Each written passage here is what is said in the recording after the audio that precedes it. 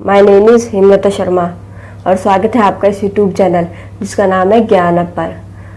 तो आज हम बात करेंगे प्लेटो द्वारा दी गई theory of forms and allegory of the cave के बारे में। एलेगरी ऑफ द केव जिसका एग्जाम्पल प्लेटो ने अपनी बुक रिपब्लिक के भाग 7वें में दिया है। थ्योरी ऑफ फॉर्म्स को प्लेटो ने एलेगरी ऑफ द केव के एग्जाम्पल के थ्रू समझाया है। तो हम थ्योरी ऑफ फॉर्म्स पहले समझ लेते हैं, फिर उसके बाद एलेगरी ऑफ द केव के बारे में देखेंगे। देखिए, हम जिस वर्ल्ड में रहते हैं, जिस वर्ल्ड में हम फील करते हैं, उसे विजिबल वर्ल्ड कहते हैं।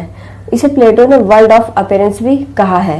प्लेटो कहते हैं विजिबल वर्ल्ड टेम्परेरी होता है और चेंज होता रहता है। जैसे कि मौसम, सर्दी के बाद गर्मी आती है, उसी तरीके से संसार में परिवर्तन ही नियम होता है। विजिबल वर्ल्ड में हम चीज़ों को देख सकते हैं। प्लेटो कहते हैं कि इसके अलावा भी एक दुनिया होती है जिसे प्लेटो ने वर्ल्ड ऑफ फॉर्म कहा है। ये स्टेबल होती है यहाँ पे चीज़ें कुछ भी चेंज नहीं होती। जहाँ पहले से जो चीज़ें चली आ रही है वो आज भी होंगी और आने वाले फ्यूचर में भी होंगी। यहाँ पे सभी चीज़ें परफेक्ट होंगी और किसी में कुछ भी कमी नहीं होगी। यहाँ पे हम इस वर्ल्ड में हम चीज़ों को इनविजिबल देख नहीं पाएंगे। फिर आगे देखते हैं हम कि एलेगरी ऑफ द केव को एलेगरी ऑफ द केव में किस तरह से थ्योरी ऑफ फॉर्म्स को बताया है। तो ये देखिए, यहाँ पे एक गुफा है। इस गुफा में कुछ कैदी है। ये कैदी बैठे हुए हैं। तो इनके हाथ पैरों में बेड़ियां बांधी हुई है और इनकी गर्दन को इस तरह से फिक्स कर रखा है कि ये ना तो बाएं देख सकते हैं और ना ही दाएं देख सकते हैं। ये केवल सामने ही देख सकते हैं। फिर यहाँ पे एक आग जल रही है जिससे गुफा में रोशनी हो रही है। यहाँ पे आग के पास में यहाँ पे एक सकड़ा सा रास्ता है जहाँ से कुछ लोग निकल रहे हैं और उनके हाथ में वस्तुओं का पुतला है जिसकी जो छाया है वो सामने वाली दीवार पे बन रही है। तो जो कैदी है वो ये सोचते हैं कि ये जो छाया बन रही है यही हमारी असली दुनिया है।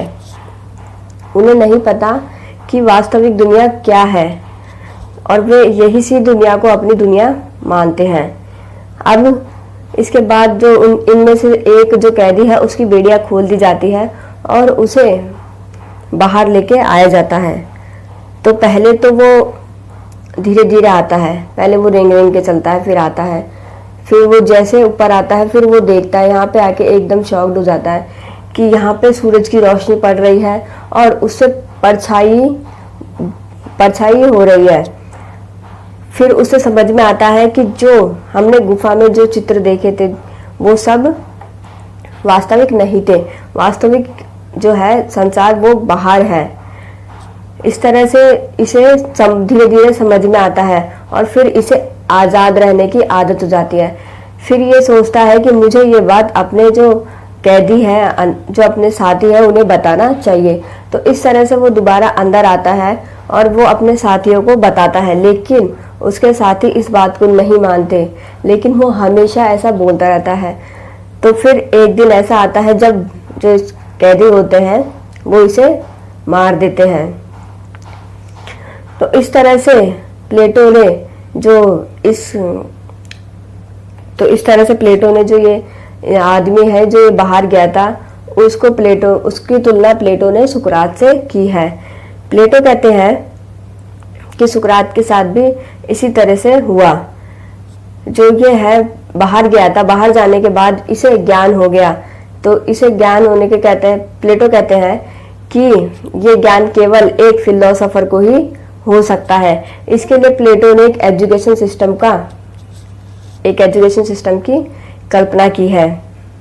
तो इस तरह से प्लेटो ने एलेगरी ऑफ द केव को समझाया है। Thank you. अगर आपको ये वीडियो पसंद आया हो तो प्लीज़ लाइक कीजिए, शेयर कीजिए और कमेंट कीजिए और सब्सक्राइब करना ना भूलें।